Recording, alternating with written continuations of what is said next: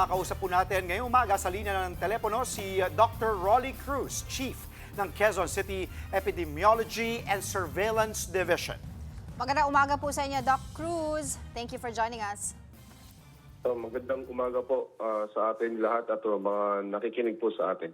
Apo, good morning. Ano pong nakikita ninyong dahilan sa pagsipa po, biglang pagtaas po ng kaso ng COVID-19 mismo po sa Quezon City? Well, hindi pa naman talaga nawawala yung COVID-19. So, kasama yan sa ating minomonitor na notifiable diseases or infectious diseases. So, ngayon lang, kaya lang, ngayong mga, nakalipas na 2 linggo, nakakita tayo ng unusual na pagtaas. No? So, probably because sumasabay din to dun sa pagtaas rin ng ating mga influenza-like illness. Kung mapapansin niyo po, maraming may ubo sipon ngayong mga panahon na ngayon. Doc, batay po sa inyong datos, pinakamaraming kaso po ang naitala sa mga batang 14 years old pababa. Ano po yung posibleng dahilan o explanation po dito? Well, alam naman natin yung mga bata ay talagang susceptible, tsaka yung ating mga senior citizen, sila yung mga susceptible talaga sa mga infectious diseases. Hindi naman ito kaiba sa ibang other type of respiratory type ng illness. So ang mga bata kasi hindi pa marunong masyadong magprotektahan yung sarili nila, hindi pa ito madali silang magkahawahan. So ganun din yung sa mga susunod dito kasi yung mga senior citizen. Kaya actually tayo naglalabas ng ganitong mga anunsyo kasi kailangan natin mabigyang babala yung ating mga kababayan na meron pa rin tayong COVID at kailangan pa rin natin mag-ingat para dito. At base nga po dito sa mga report, Doc, may ilang distrito daw po at ilang mga barangay na nakapagtala po ng mas maraming kaso. So, based on this, may nakikita po ba kayong clustering o yung tinatawag po na localized transmission?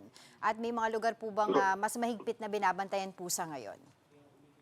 So wala naman tayong nakikita na ganun klase ng clustering. So isa yun sa binabantayan natin sa mga workplace or sa mga school or sa mga barangay natin ng community. So so far wala naman tayong nakikitang clustering. Nakaspread yung mga cases, ibig sabihin paisa-isa, nakikita natin ito. At mostly na mga report ay nanggagaling sa ating mga ospital. Doc, ano po yung mga ginagawa ng Quezon City ng QC para po mapigilan itong pagkalat ng COVID-19? So isa na yung sa nabanggit natin na kanina na pinag-iinting natin yung surveillance. Kasi importante ito para makapag-anunsyo agad tayo ng mga karapat-dapat na pag-iingat sa mga ating kababayan dito sa Quezon City. So ang isang laban sa other infectious diseases ay yung maghuhugas na madalas ng kamay, at yung ating tinatawag na cup etiquette. So dapat marunong tayo magsuot ng face mask pag tayo ay may simptomas kasi wala na po tayong restriction sa COVID. So kaya lang dapat matuto na tayo na huwag makahawa at yun nga, protektahan din natin ang sarili natin, lalo pagka tayo ay mga senior citizen or may mga comorbidities. Opo. Ay, Doc, tanong ko lang po, ano pong strain itong mataas na kaso ngayon sa Quezon City ng COVID-19? So, sa lokal na pamahalaan kasi, hindi natin na nakikita kung anong klaseng strain. Ang Department of Health ang nagpapadala kasi ng mga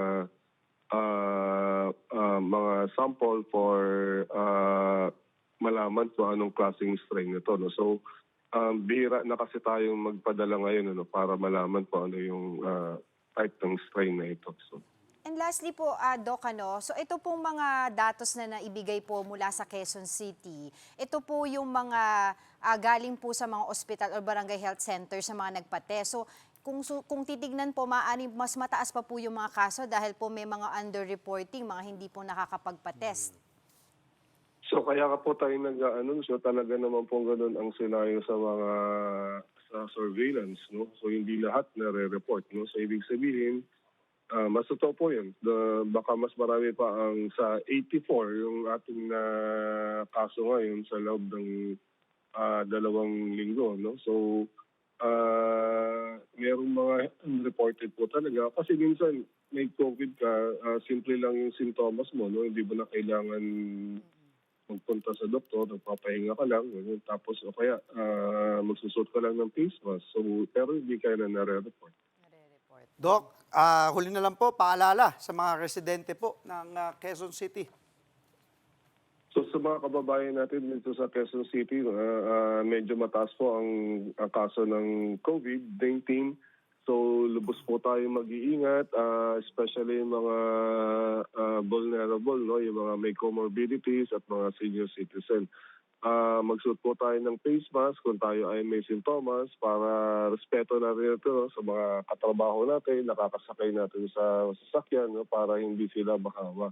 So wala na po tayong restriction sa COVID, pero kailangan po natin mag-ingat para hindi tayo po mahawa. Doc, thank you po. Maraming salamat sa oras ninyo. Dr. Rolly Cruz ng QCESD. Mga kapatid, Andre Felix po, manatiling may alam pagdating sa mga mahalagang balita sa loob at labas ng bansa. Mag-follow at mag-subscribe na po sa social media pages ng News 5.